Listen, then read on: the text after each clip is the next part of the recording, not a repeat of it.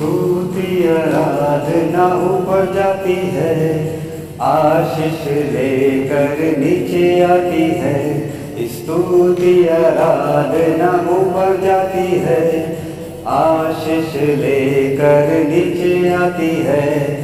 प्रभु हमारा कितना महान, देखो हमसे करता है प्यार। प्रभु हमारा कितना महान, देखो हमसे करता है प्यार। Hallelujah, hallelujah. स्तुति आराधना ऊपर जाती है, आशीष लेकर नीचे आती है।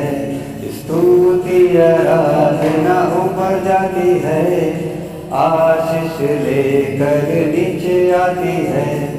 प्रभु हमारा कितना महान, देखो हमसे करता है प्यार। प्रभु हमारा कितना महान, देखो हमसे करता है प्यार। Hallelujah, hallelujah.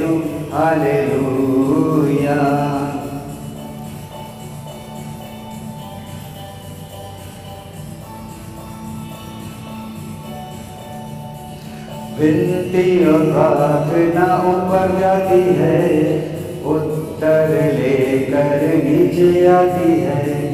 विनती और प्रार्थना ऊपर जाती है, उत्तर लेकर नीचे आती है।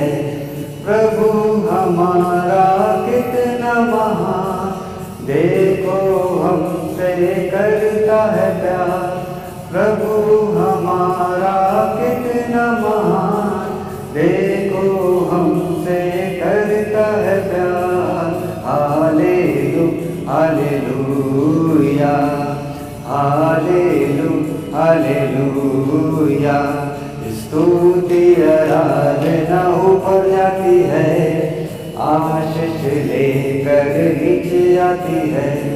स्तुति आराधना ऊपर जाती है, आशीष लेकर नीचे आती है। प्रभु हमारा कितना महान, देखो हमसे करता है प्यार। प्रभु हमारा कितना महान, देखो हमसे करता है प्यार। Hallelujah, hallelujah.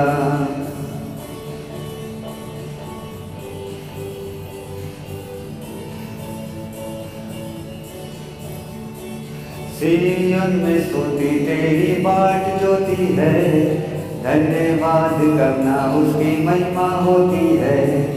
सिय्योन में स्तुति तेरी बाट जोती है, धन्यवाद करना उसकी महिमा होती है। प्रभु हमारा कितना महान, देखो हमसे करता है प्यार। प्रभु हमारा कितना महान, देखो हमसे करता है प्यार। Hallelujah, hallelujah. स्तुति आराधना ऊपर जाती है, आशीष लेकर नीचे आती है।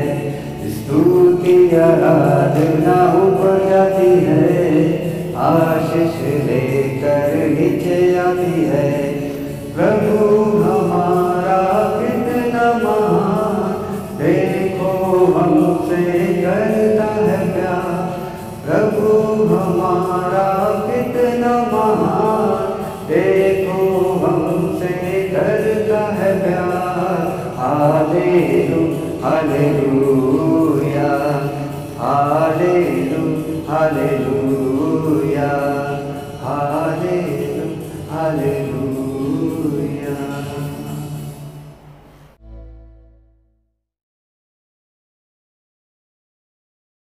जय यीशु मेरे प्यारे बच्चों, और आज हम यहाँ पर फिर से एक बार उपस्थित हैं। आज हम अपना चैप्टर 4 मेरी प्रतिभाएं आगे कंटिन्यू करने वाले हैं। अच्छा, मुझे आज आप लोग ये बताओ कि मेरी मेज पर बाइबल और बुक के अलावा ये 2 चीज़ मैंने रखी हुई है। एक है हमारा फ्लैग और एक है हमारी रोज़री। ये मैंने क्यों रखी हुई है, आपने सोचा? मैंने ये इसलिए रखा हुआ है क्योंकि आज के दिन हम अपने 2 बड़े त्यौहार मनाने जा रहे हैं। एक है 15 अगस्त, जिसको हम स्वतंत्रता दिवस के रूप में मनाते हैं, और दूसरा है माता मरियम का स्वर्गारोहण का दिवस। ठीक है, आज के दिन माता मरियम स्वर्ग पर उठा ली गई थी। हम 3 प्रणाम मरिया ज़रूर बोलेंगे क्योंकि ये 3 प्रणाम मरिया हमारी माता मरियम के सिर का मुकुट बनकर चमकेगा। ठीक, तो प्रेयर करने से पहले आप लोग खड़े हो जाओ और अपनी आइज़ क्लोज करो और हैंड्स को अपने ज्वाइन करो। जैसे मैं करूँगी वैसे ही करोगे। ठीक, कोई ऐसे नहीं करेगा, सब लोग ऐसे करेंगे। ओके, स्टार्ट करते हैं।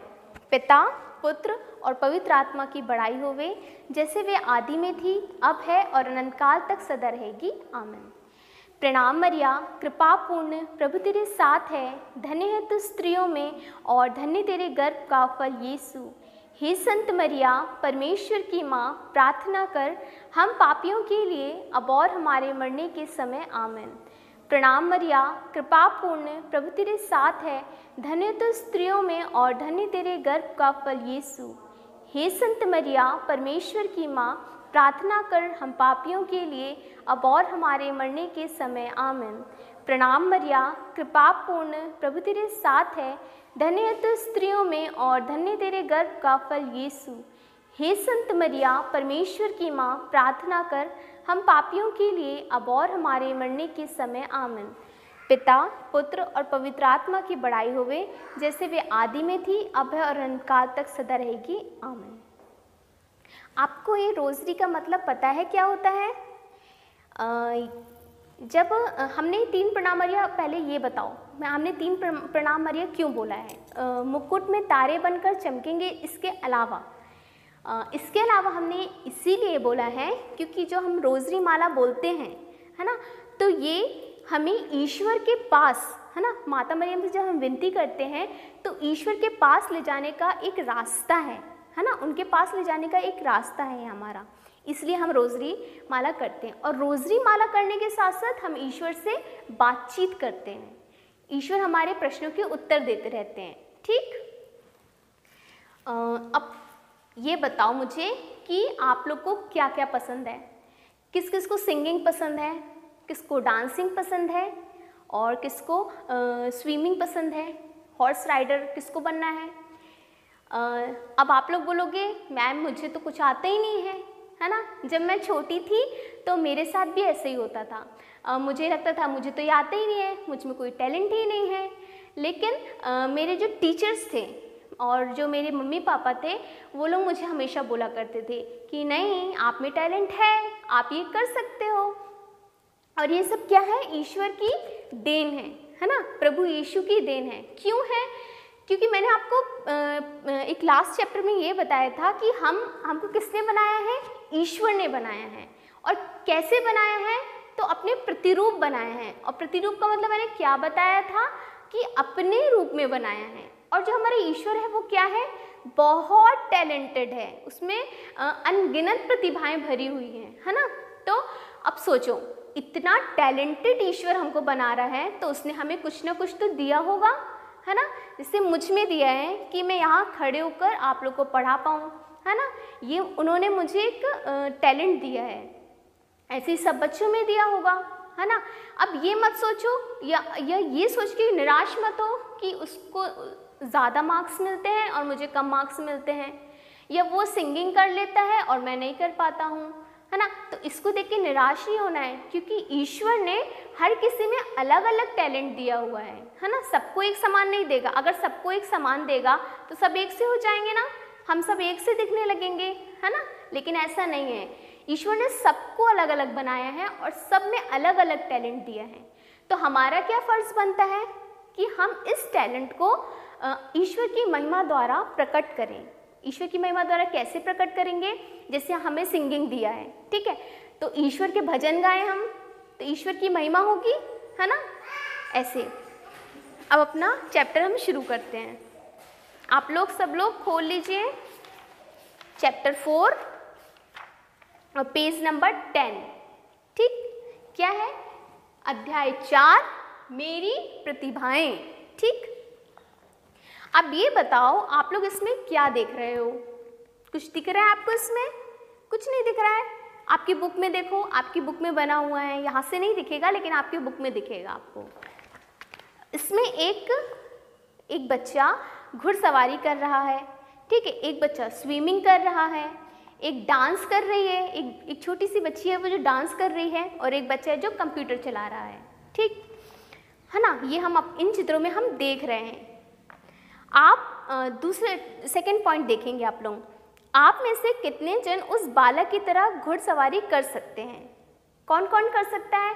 अब ये मत बोलना हमें तो नहीं आता है, नहीं आता, हर किसी को नहीं आता, पर किसी किसी को आता है ना। सबकी पसंद अलग अलग होती है ना, हर किसी को घुड़सवारी थोड़ी ना पसंद होगी, इसलिए निराश मत होना। आप में से कितने जन उस बालिका के समान नृत्य कर सकते हैं? हाँ, डांसिंग तो सबको आती है ना, डांस सब लोग कर सकते हैं। क्या आप उस बच्चे की तरह तैर सकते हैं? कोई बात नहीं, नहीं तैर सकते तो निराश होने की ज़रूरत नहीं है, क्योंकि ईश्वर ने आपको कुछ और टैलेंट दिया है। क्या आप उस बच्चे की तरह कंप्यूटर चला सकते हैं? हाँ, सब चलाते हैं। गेम्स खेलते हो ना आप लोग, है ना। ईश्वर हमारे प्यारे पापा हैं। उन्होंने हमें बहुत सारे वरदान दिए हैं क्योंकि वे हमें बहुत प्यार करते हैं। मैंने आपको बताया था ना लास्ट चैप्टर में भी कि ईश्वर हमसे बहुत प्यार करते हैं और उन्होंने हमें वरदानों से भरा हुआ है। बस बात यह है कि हम उस चीज़ को पहचान नहीं पाते हैं और हमको लगता है ये तो हमें आता ही नहीं है ना। अच्छा, आप लोग ड्राइंग करके देखना कभी, ठीक है। मैं भी ड्राइंग करती हूँ। एक सर्कल से स्टार्ट करना। कभी सर्कल आपका पूरा गोल बनेगा क्या? नहीं बनेगा, लेकिन आप बार बार प्रैक्टिस करोगे, बार बार प्रैक्टिस करोगे तो वो गोल ज़रूर बनेगा, है ना। तो एक बार में निराश नहीं होना है ना, उसको बार बार सीखना है, क्योंकि सीखने से ही हर चीज़ परफेक्ट हो जाती है। ईश्वर ने हमें अच्छे मम्मी पापा और शिक्षक भी दिए हैं ना। सबके मम्मी पापा अच्छे हैं ना, है ना। मेरे मम्मी पापा भी बहुत अच्छे हैं, मुझे बहुत मोटिवेट करते हैं, है ना, जो हमें हमारी प्रतिभाओं को बढ़ाने में मदद करते हैं। मैंने बताया था ना, जो हमारे शिक्षक होते हैं और जो हमारे मम्मी पापा होते हैं वही हमें आगे बढ़ाने में हमारी मदद करते हैं। जैसे कि मैंने अपना बताया था कि मैं भी बहुत रोया करती थी कि मुझे कुछ नहीं बनता, लेकिन मेरे टीचर्स को, मेरे शिक्षकों को और मेरे मम्मी पापा को पता था कि मेरी बेटी कर सकती है, उसमें टैलेंट है ना। तो हमें अपनी प्रतिभाओं को जानना है, जानने का प्रयास करना है ना। ईश्वर ने हमें ये प्रतिभाएं दी हैं जिससे हम उनके कामों में सहभागी बन सकें। ईश्वर चाहता है कि हम अपनी प्रतिभाओं द्वारा अपने भाई बहनों की सेवा करते हुए इस दुनिया में उनकी महिमा प्रकट करें। अब प्रतिभाओं से आप लोग कैसे हेल्प करोगे एक दूसरे, अपने भाई बहनों की या अपने पड़ोसियों की कैसे हेल्प? जैसे देखो, अपन चर्च आते हैं तो चर्च में कोयर देखा होगा आपने ना, कोयर जो सिंगिंग करते हैं आंटी अंकल लोग, वो एक तरह से क्या कर रहे हैं, चर्च की मदद ही कर रहे हैं, है ना।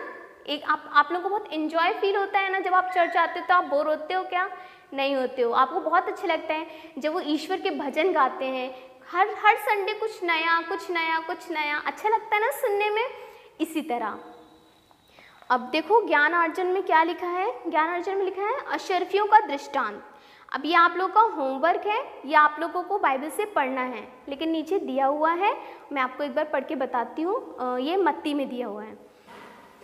इसमें लिखा है, शाबाश भले और ईमानदार सेवक, तुम थोड़े में ईमानदार रहे, मेरे आनंद के सहभागी बनो।